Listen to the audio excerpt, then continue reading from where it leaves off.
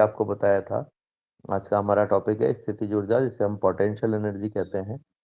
किसी भी वस्तु की स्थिति या उसके विन्यास के कारण जो उसमें ऊर्जा संचित होती है, उसे स्थितिज ऊर्जा कहा जाता है। ये सामान्य से एक परिभाषा है, लेकिन अगर हम इसकी एक अलग परिभाषा देना चाहें तो हम ये कह सकते हैं कि किसी भी वस्तु को अपनी स्थिति में बनाए रखने के लिए, किसी भी वस्तु को अपनी स्थिति में बनाए रखने के लिए जो किया गया कार्य है, उस कार्य को हम स्थितिज ऊर्जा कह सकते हैं, या हम ये कहें कि वो कार्य स्थितिज ऊर्जा के रूप में संचित हो जाता है।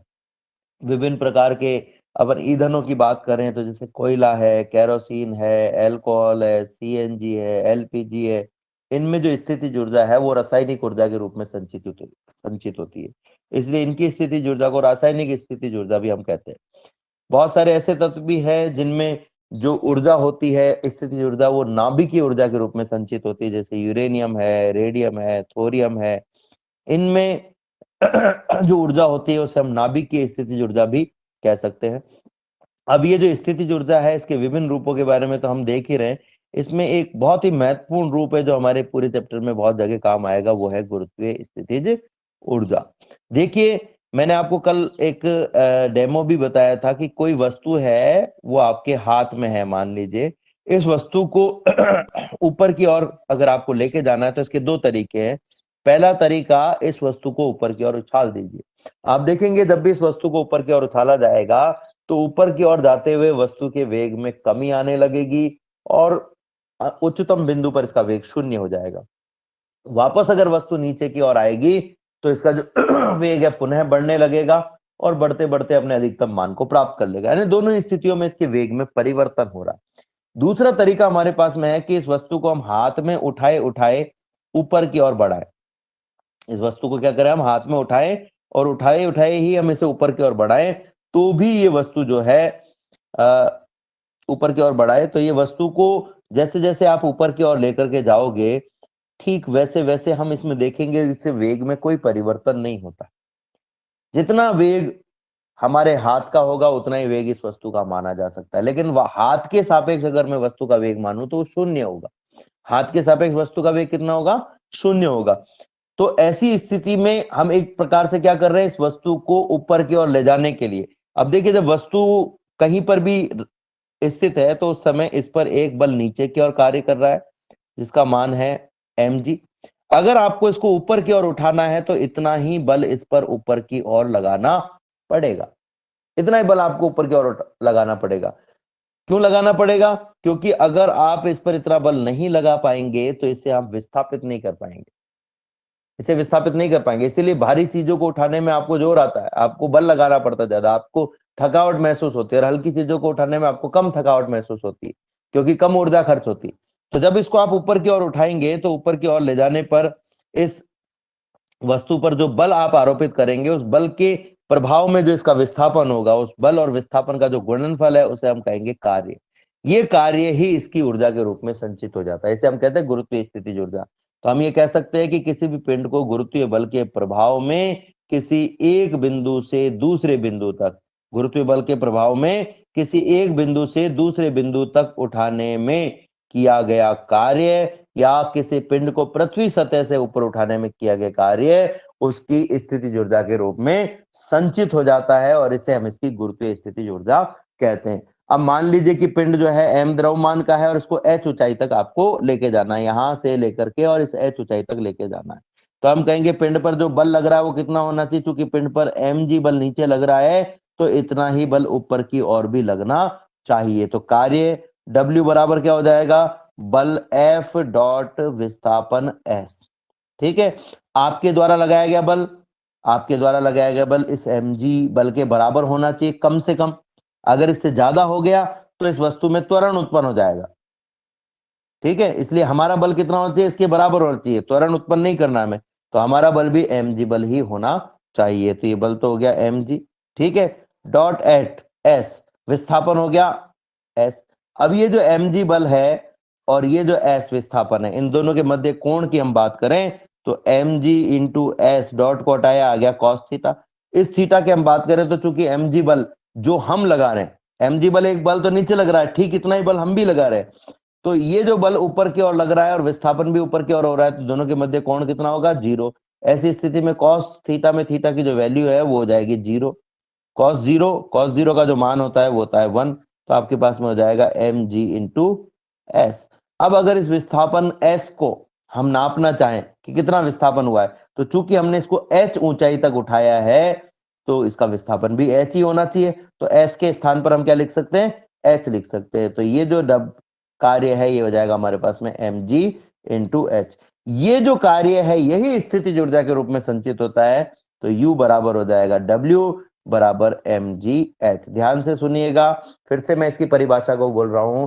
किसी पिंड को गुरुत्वीय बल के प्रभाव में बिना त्वरित किए, यहां पर एक शब्द मैंने डाला है, बिना त्वरित किए, यानी कि आपको पिंड पर ठीक उतना ही बल लगाना होगा जितना उसमें पूर्व पर लग रहा है, और इस प्रकार से लगाना होगा कि पिंड पर लगने वाले सभी बलों का कुल योग 0 आ जाए। तो बिना त्वरित किए ऊपर की ओर h ऊंचाई तक उठाने में किया गया कार्य इस पिंड की स्थितिज ऊर्जा के रूप में संचित हो जाता है। और इसीलिए जब इस h ऊंचाई से उस पिंड को छोड़ा जाता है तो यही स्थितिज ऊर्जा फिर से पिंड की गतिज ऊर्जा में परिवर्तित हो जाती है और पिंड जो है वो गतिशील अवस्था में आ जाता है। पिंड की गतिज ऊर्जा में परिवर्तित हो जाती है और ये पिंड गतिशील अवस्था में आ जाता है। तो हम ये कह सकते हैं कि जो गुरुत्वीय स्थितिज ऊर्जा है उसका मान कितना हो जाएगा, इस तरीके से हम निकालें तो U बराबर हो जाएगा mgh, यानी h ऊंचाई पर कोई पिंड है तो उसकी स्थितिज ऊर्जा mgh होगी। अब इसी प्रकार से एक और हमारे पास में युक्ति है स्प्रिंग। अगर मैं स्प्रिंग की स्थितिज ऊर्जा निकालना चाहूं तो क्या होगा, देखते समझते। हम सब जानते हैं कि ये मान लीजिए एक दृढ़ आधार है और इस दृढ़ आधार से ये स्प्रिंग एक जुड़ी हुई है, ठीक है। इस स्प्रिंग के इस सिरे पर एक गुटका लगा हुआ है। अगर मैं इस स्प्रिंग को इस ओर खींचूं तो आप सब जानते हो कि इस स्प्रिंग को इस ओर खींचने पर एक बल आपको लगाना पड़ता है, और जैसे ही आप स्प्रिंग को छोड़ते हो वापस स्प्रिंग अपनी प्रारंभिक अवस्था में आ जाती है। नंबर एक बात। दूसरी बात, आपने ये भी महसूस किया होगा कि ये जो स्प्रिंग है इसको खींचने के लिए जो आपने बल लगाया है वो दो बातों पर निर्भर करता है।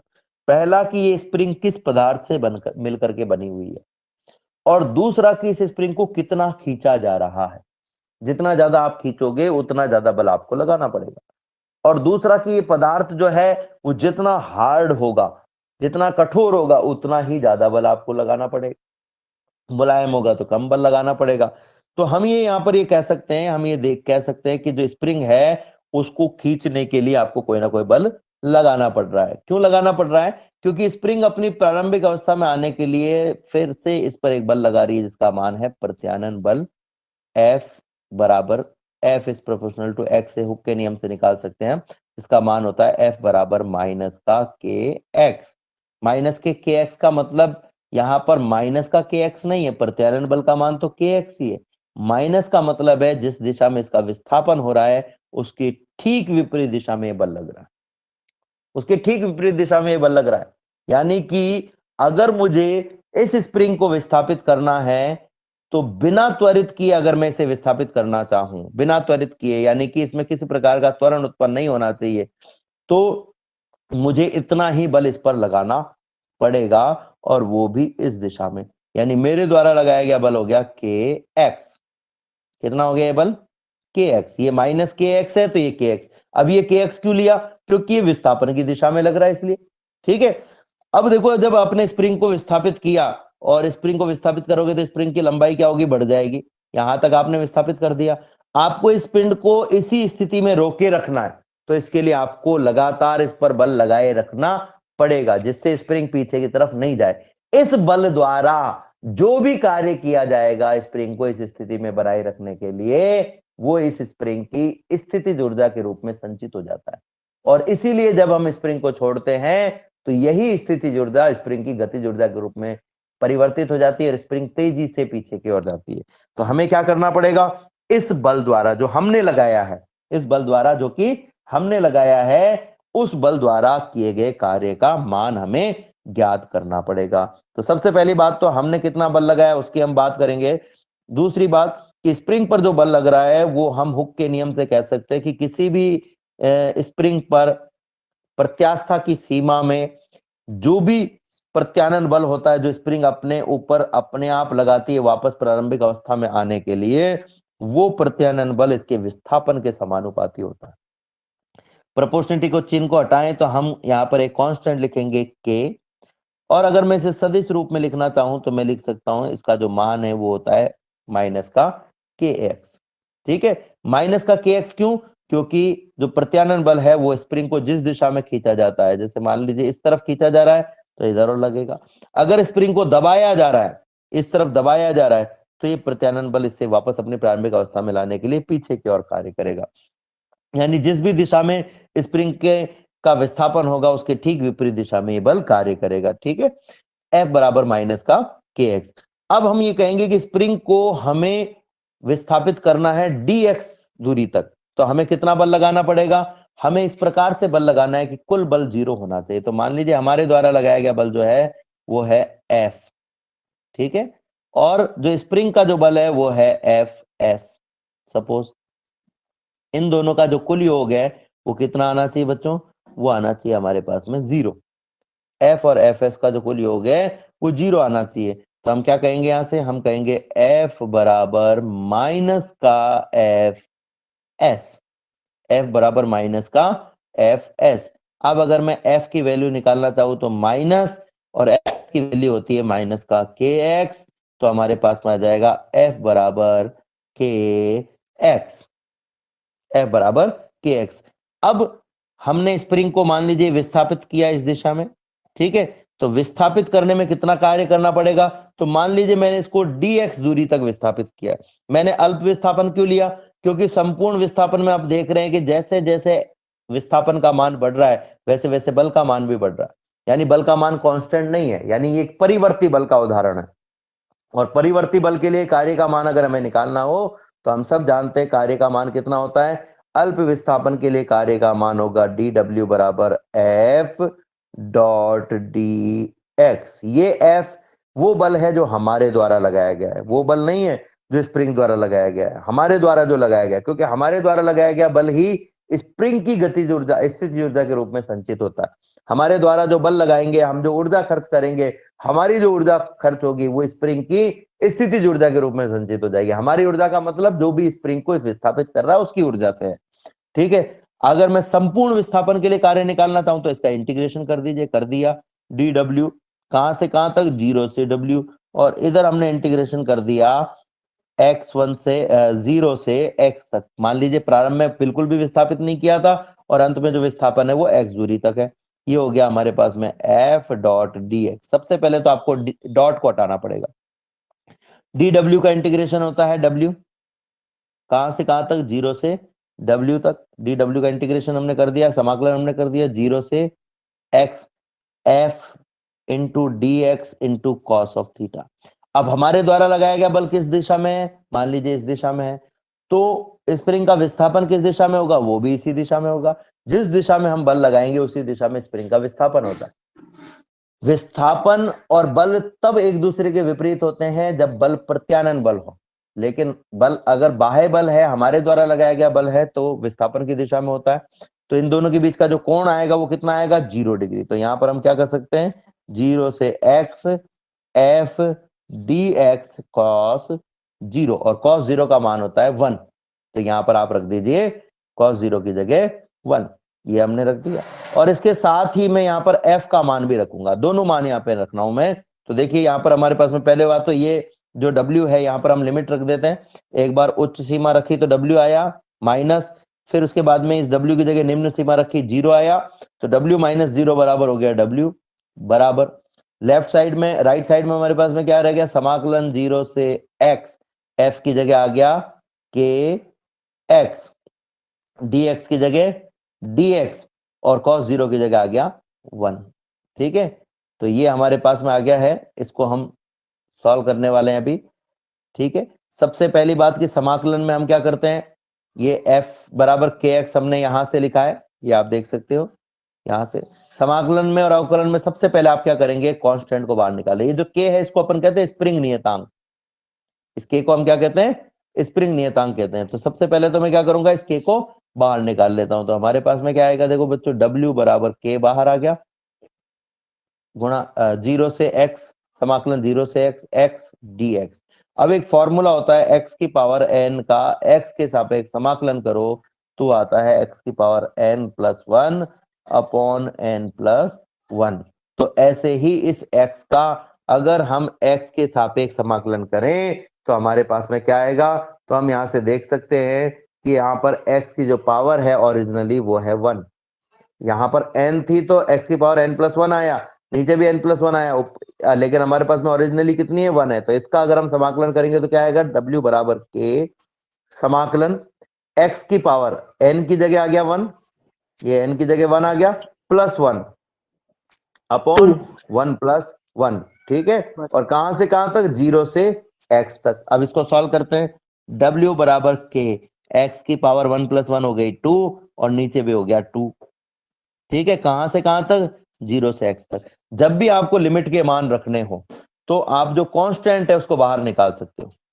लिमिट का जब भी मान रखना हो तो कांस्टेंट को आप बाहर निकाल सकते हो। कांस्टेंट को हम बाहर निकालेंगे यहाँ पर, तो ये कांस्टेंट जो है वो यहाँ पर 1/2 है, इसको बाहर निकाल लेते हैं। w बराबर हमारे पास में आ जाएगा 1/2, बाहर आ गया, k ऑलरेडी बाहर है, अंदर आ गया x का स्क्वायर। ठीक है, 0 टू x। अब हमें यहां पर इस एक्स स्क्वायर में एक बार उच्च सीमा रखनी, एक बार निम्न सीमा, लेकिन किसकी जगह, जिसके सापेक्ष समाकलन किया, किसके सापेक्ष किया, एक्स के सापेक्ष। तो एक्स को हटा करके हम लिखेंगे यहां पर w बराबर 1/2 के, एक बार एक्स को हटा के वापस से एक्स लिखा, तो एक्स को हटा के एक्स लिखने से कोई फर्क पड़ने वाला नहीं है। ठीक है, माइनस, फिर एक्स को हटा के 0 लिखा, ये 0 का स्क्वायर। देखो हमने स्क्वायर को नहीं हटाया, हमने केवल एक्स को हटाया। w बराबर 1/2 के, एक्स का स्क्वायर एक्स स्क्वायर और 0 का स्क्वायर 0। ठीक है, एक्स स्क्वायर में से 0 घटाओगे तो क्या आ जाएगा, w बराबर 1/2 के इंटू एक्स स्क्वायर। और ये जो कार्य है यही कार्य स्थितिज ऊर्जा के रूप में संचित हो जाता है। तो जो स्थितिज ऊर्जा है उसका मान कितना आएगा हमारे पास में, हम कहेंगे स्थितिज ऊर्जा का मान आ जाएगा u बराबर 1/2 के इंटू एक्स स्क्वायर। तो स्प्रिंग की जो स्थितिज ऊर्जा होती है उसका मान होता है u बराबर 1/2 के एक्स स्क्वायर। हमने देखा गुरुत्वीय स्थितिज ऊर्जा का मान हमारे पास में क्या आया, mgh। ठीक है, और जो स्प्रिंग की स्थितिज ऊर्जा है उसका मान हमारे पास में आया है 1/2 के एक्स स्क्वायर। तो इस प्रकार से हमने दो तरह की स्थितिज ऊर्जाएं निकाल ली। एक बार फिर से हम समझ लेते हैं स्थितिज ऊर्जा, स्प्रिंग की स्थितिज ऊर्जा के बारे में। स्प्रिंग पर जो बल कार्य करता है, प्रत्यानयन बल, जो स्प्रिंग को अपनी प्रारंभिक अवस्था में लाने का प्रयास करता है, वो इसके विस्थापन के समानुपाती होता है हुक के नियम अनुसार। अगर यहाँ प्रोपोर्शनलिटी को हटाएं तो हमारे पास में आ जाएगा F बराबर माइनस का kx। माइनस ये बताता है कि प्रत्यानयन बल जो कि स्प्रिंग पर लग रहा है, जो इसे अपनी प्रारंभिक अवस्था में लाने का प्रयास कर रहा है, ये विस्थापन के विपरीत दिशा में कार्य कर रहा है। तो इस हिसाब से हम ये कह सकते हैं कि स्प्रिंग को विस्थापित करने के लिए हमने जो बल लगाया है वो विस्थापन की दिशा में लगना चाहिए। अगर स्प्रिंग को त्वरित गति नहीं करानी है तो इसका मतलब ये हुआ कि जितना प्रत्यानयन बल लग रहा है उतना ही बल हमें भी लगाना होगा, या जितना बल हम लगाएंगे उतना ही प्रत्यानयन बल भी लगेगा। तो हमारे द्वारा लगाए गए बल का मान हो जाएगा F बराबर K इंटू एक्स। ठीक है, यहां पर हम आगे चले तो देखते हैं, अगर हमें dx विस्थापन में किया गया कार्य निकालना है तो ये हो जाएगा हमारे पास में dw is equal to F D X. अगर मैं यहां से डॉट को हटाऊं तो आ जाएगा एफ डी एक्स कॉस, यहां पर आपको एक गलती दी हुई है, जीरो कॉस 180, कॉस 180 की जगह आपको लिखना है 0। ये पहली गलती है, इसको सुधार करके लिखना है। जैसे cos 0 लिखेंगे तो cos 0 का मान कितना होता है, 1। तो ये आपके पास में आ जाएगा प्लस का एफ डी एक्स। ठीक है, ये प्लस का एफ डी एक्स है। अब इस समीकरण में अगर हम f का मान रखना चाहें तो f का मान, अब देखो ये प्लस है, ये यहां भी प्लस आएगा और यहां भी प्लस आएगा, ये दोनों प्लस आएंगे क्योंकि हमें f का मान रखना है, प्रत्यानयन बल का मान नहीं रखना है। ठीक है, तो ये आ जाएगा के एक्स डी एक्स। ये नोट्स किसी और के बने हुए, छोटी सी इसमें मिस्टेक है, कोई बात नहीं, इसको हम सुधार ले रहे हैं यहाँ पर। तो ये दोनों प्लस हो जाएंगे तो के एक्स डी एक्स हो जाएगा, आपको लिखने की जरूरत ही नहीं है प्लस को। ठीक है, के एक्स डी एक्स। अब अगर इसको 0 से x तक विस्थापन देना है तो विस्थापन में किया गया कार्य कितना हो जाएगा, dw का इंटीग्रेशन बराबर,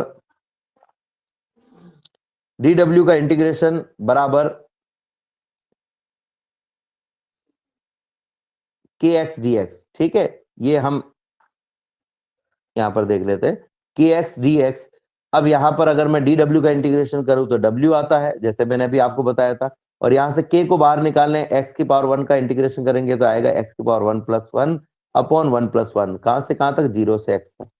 1 + 1 का मतलब x का स्क्वायर, नीचे 1 + 1 का मतलब 2। ठीक है, यहां पर आप चाहो तो डायरेक्ट भी रख सकते हो लिमिट को, और चाहो तो 2 को बाहर निकाल के डायरेक्ट रखोगे तो क्या आएगा? k इंटू एक्स की जगह रख दिया एक बार x स्क्वायर अपनी जगह, 2 अपनी जगह, माइनस एक बार रख दिया 0, 0 का स्क्वायर बटा 2, 0 का स्क्वायर बराबर 0 और 0 बटा 2 बराबर होता है 0, तो ये हो जाएगा k इंटू एक्स स्क्वायर बटा 2 माइनस 0। ठीक है, x square minus 0, x square बटा 2 को 0 में से घटाओगे तो एक्स स्क्वायर बटा 2 आएगा, तो ये हो जाएगा 1 बटा 2 के इंटू एक्स स्क्वायर। यही स्प्रिंग की स्थितिज ऊर्जा होती है।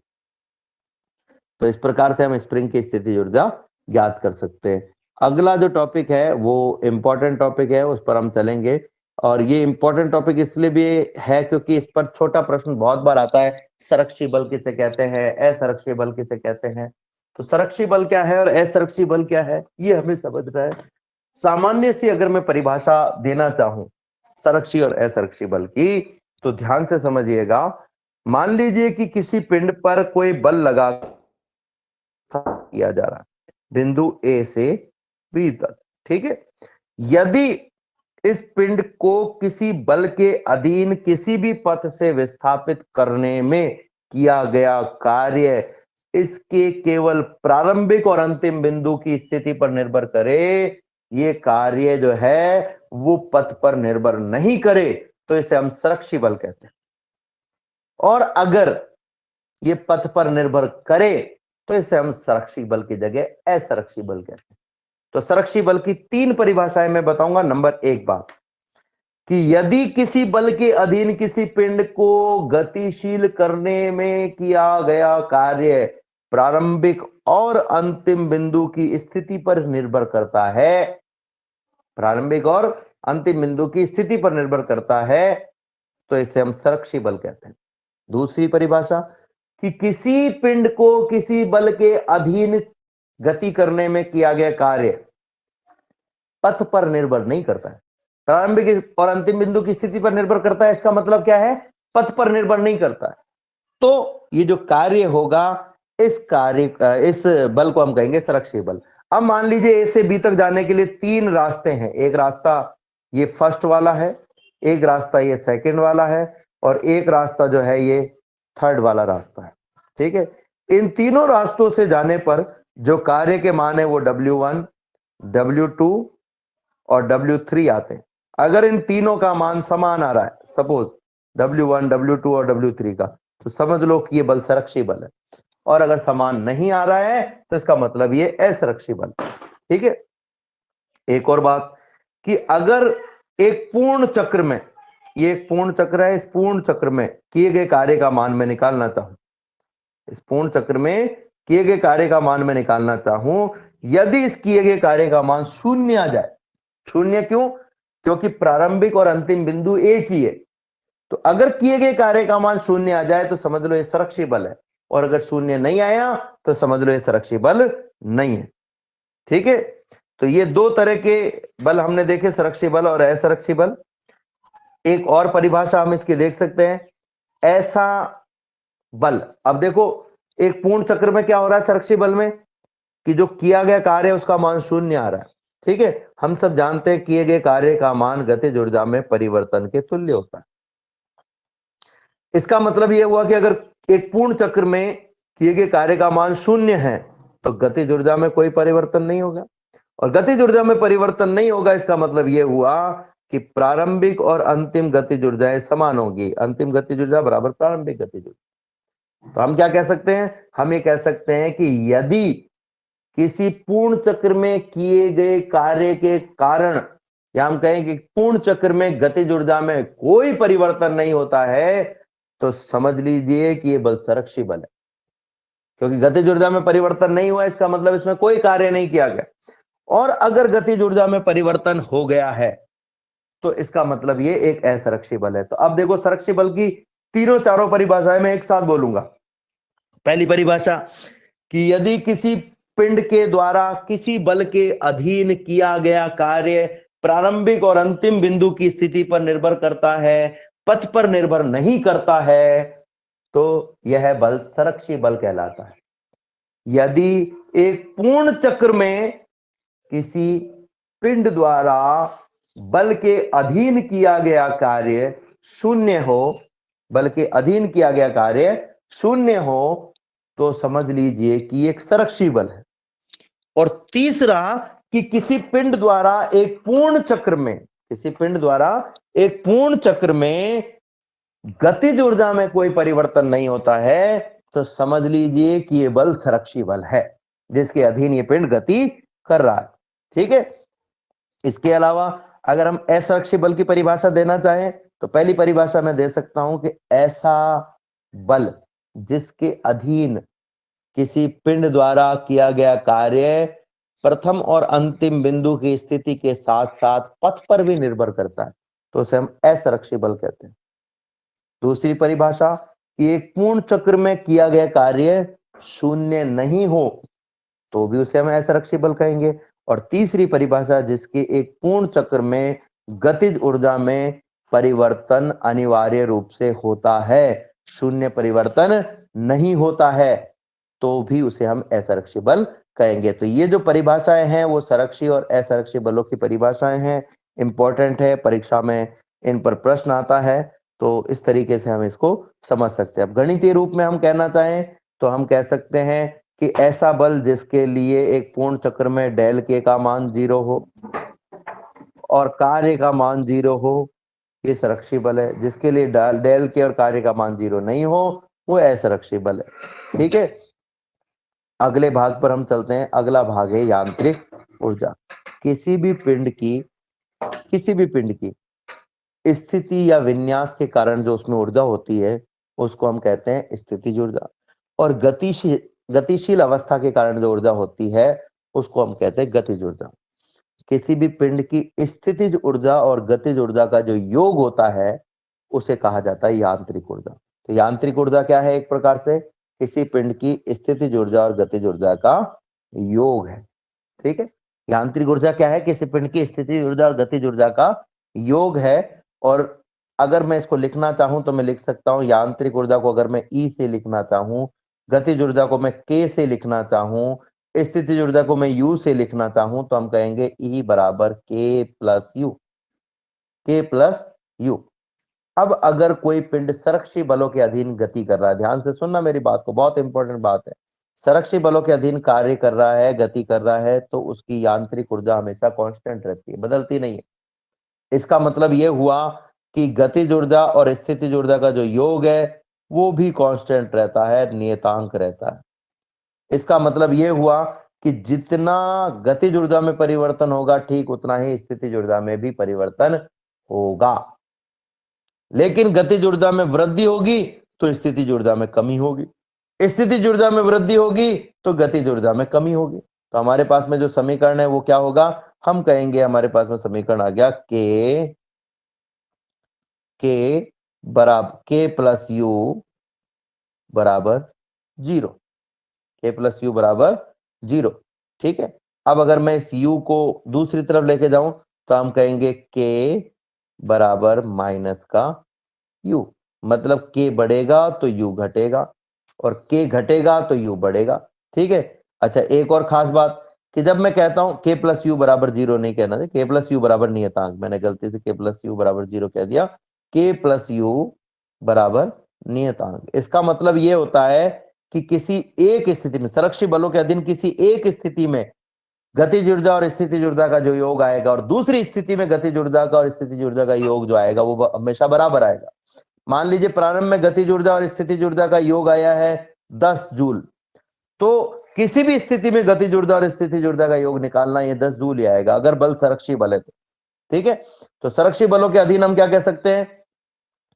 प्रारंभिक स्थिति में गतिज ऊर्जा और स्थितिज ऊर्जा, इस लाइन का मतलब क्या है? इस लाइन का मतलब हम बता रहे हैं, प्रारंभिक स्थिति में मान लीजिए गतिज ऊर्जा का मान है के आई और स्थितिज ऊर्जा का मान है यू आई। ठीक है।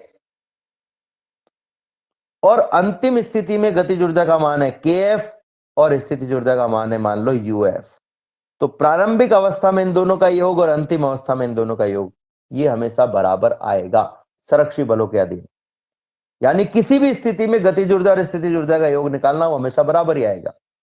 अब अगर मैं इस के आई और यू आई को दूसरी तरफ ले जाऊं तो इस तरफ तो मेरे पास में रह जाएगा 0 और इधर क्या आ जाएगा, के एफ पहले से था, के आई और आ गया माइनस का, हो गया, प्लस यू एफ पहले से था, यू आई और आ गया, ये माइनस का यू है। ठीक है, के एफ माइनस के आई इसको हम कहते हैं डेल के, और यू एफ माइनस यू आई इसको हम कहते हैं डेल यू। ठीक है, तो डेल के प्लस डेल यू बराबर 0, डेल के प्लस डेल यू बराबर 0। अब हम सब ने पढ़ा है कि जो किया गया कार्य होता है वो गतिज ऊर्जा में परिवर्तन के बराबर होता है, यानी डेल के की जगह हम क्या लिख सकते हैं, W लिख सकते हैं। लिख दीजिए, तो क्या आ जाएगा हमारे पास में 0 बराबर W प्लस डेल यू। इस W को अगर मैं दूसरी तरफ ले जाऊं तो मेरे पास में आ जाएगा डेल यू बराबर माइनस का W। W को दूसरी तरफ लेके गए तो माइनस का W आ गया। अब देखिए, जो W है यानी कि किया गया कार्य है, वो किया गया कार्य किसके बराबर होता है, तो किया गया कार्य जो होता है वो हम सब जानते हैं बल और विस्थापन के गुणनफल, अदिश गुणनफल के बराबर होता है। तो W की जगह हम क्या लिख सकते हैं, W बराबर होता है सूत्र, W बराबर F dot D R, F dot D R, D x भी लिख सकते हो, डी आर भी लिख सकते हो, ये इस समीकरण में रख दो। तो डेल यू बराबर कितना आ जाएगा आपके पास में, माइनस का F dot D R, minus का F डॉट डी आर। ठीक है, अब देखो ध्यान से समझना, यहाँ एक खास बात मैं बता रहा हूं आपको। ये खास बात क्या है कि यहां पर आप देखोगे तो ये जो F डॉट डी आर है, इसमें डी आर जो है वो एक सदिश राशि है और अदिश गुणा में है। ठीक है, इसको डायरेक्टली हम यहां पर लेकर के चले जाए, मान लो ये डेल यू की जगह डी यू भी कह सकते हो आप चाहो तो, इसको डी यू कह देना चाहिए, डेल यू की जगह डी यू कह दो, कोई फर्क नहीं पड़ता है। अगर इधर डी ले रहे हो तो इधर भी डी लो, इधर डेल ले रहे हो तो इधर भी डेल लो, दोनों तरफ डेल लो या तो दोनों तरफ डी लो।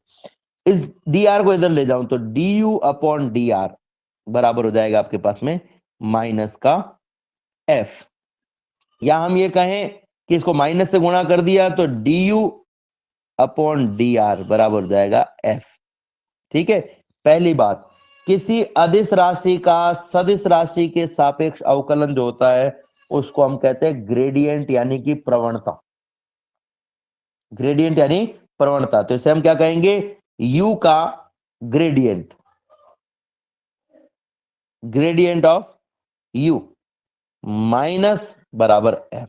इसका मतलब क्या है कि ये u और r के मध्य ग्राफ का स्लोप यानी कि ढाल यानी कि प्रवणता। ठीक है, ग्रेडियंट ऑफ u बराबर f। ग्रेडियंट को, ये एक नया शब्द है आपके लिए, इस तरीके से शो करते हैं। ठीक है, ये हो जाएगा u बराबर f, नंबर एक बात। दूसरी बात कि अगर हम यहां पर ये जो D U by D R है इसको और आगे एक्सटेंड करें तो D U by D R जो हमारे पास में आ रहा है, D U by D R minus में बराबर एफ।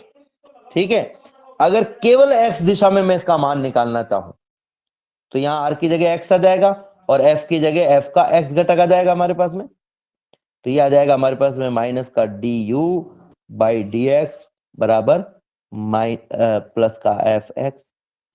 अगर मैं केवल y दिशा में लेना चाहूं तो माइनस का D U by D Y बराबर एफ वाई, वाई दिशा का विस्थापन हो जाएगा, विस्थापन y दिशा में हो जाएगा।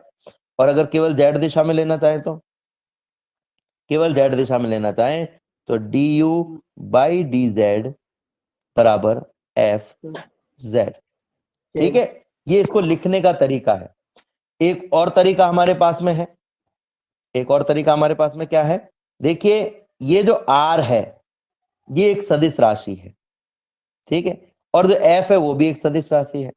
r को नॉर्मली लिखा जा सकता है एक्स आई प्लस वाई जे प्लस जेड के, मतलब कि जो विस्थापन है वो एक्स वाई जेड तीनों दिशाओं में से मिलकर के बना हुआ हो सकता है, विस्थापन तीनों दिशाओं से मिलकर के बना हुआ हो सकता है, इसलिए हम इसको क्या लिख रहे हैं, एक्स वाई जेड, ठीक है, एक्स आई प्लस वाई जे प्लस जेड के।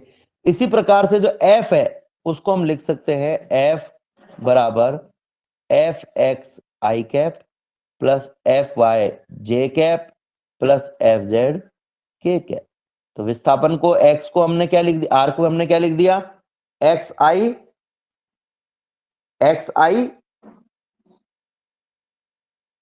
प्लस वाई जे प्लस जेड के, और जो एफ है उसे हमने लिख दिया एफ एक्स आई प्लस एफ वाई जे प्लस एफ जेड के, ठीक है।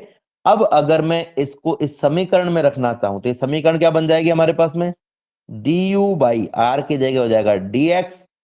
इस आर का मान हमें क्या करना है, एक बार एक्स एक बार वाई एक बार जेड रखना है, आई कैप, ठीक है, plus D U by D Y J cap plus D U by D Z K cap. यहां जगह नहीं है, इसको मिटा के वापस से लिख देता हूं मैं, plus D U by D Z K cap, ठीक है, बराबर बराबर एफ की जगह हमारे पास में आ गया एफ एक्स आई cap plus F Y J cap plus F Z K cap, ठीक है। और ये जो D U by D R था इसके आगे माइनस था, तो ये ब्रैकेट के आगे हमने माइनस लगा दिया।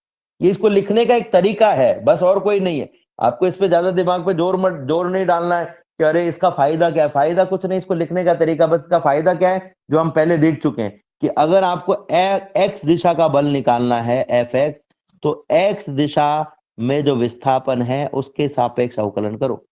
वाई दिशा के लिए बल का मान निकालना है तो वाई दिशा के सापेक्ष जो विस्थापन है उसके सापेक्ष अवकलन कर दीजिए, और जेड दिशा के सापेक्ष अगर निकालना है तो जेड दिशा के सापेक्ष अवकलन कर दीजिए। तो इस प्रकार से हम यांत्रिक ऊर्जा का मान निकाल सकते हैं, संरक्षी बलों के लिए हम बल का मान निकाल सकते हैं, स्थितिज ऊर्जा का विभिन्न भागों के सापेक्ष अवकलन करके। ये आज का हमारा टॉपिक था।